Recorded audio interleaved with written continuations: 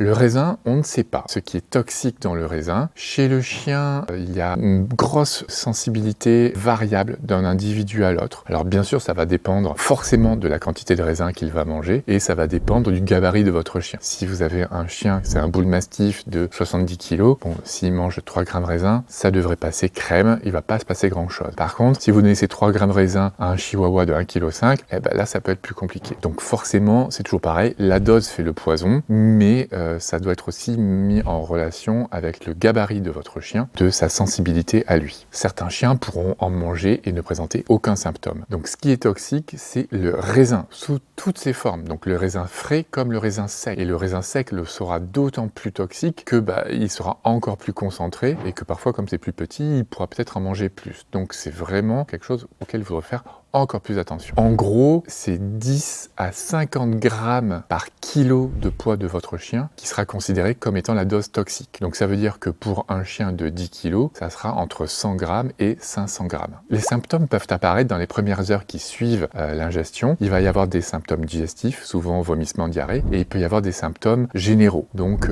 un abattement et une anorexie par exemple. Donc il arrêtera complètement de manger, il est capoute. Et puis, ce qui va être grave, c'est que généralement dans les 48 à 72 heures qui vont suivre, là le chien va développer ce qu'on appelle une insuffisance rénale aiguë et donc vous allez à nouveau voir des vomissements et ça va aggraver son état général, il va être encore plus abattu, il peut complètement arrêter d'uriner et donc là il faudra consulter très rapidement parce que là non plus on n'a pas d'antidote, lui donner un traitement conservateur, le surveiller, lui faire des prises de sang, le mettre sous perfusion, surveiller sa production d'urine et surveiller sa fonction rénale.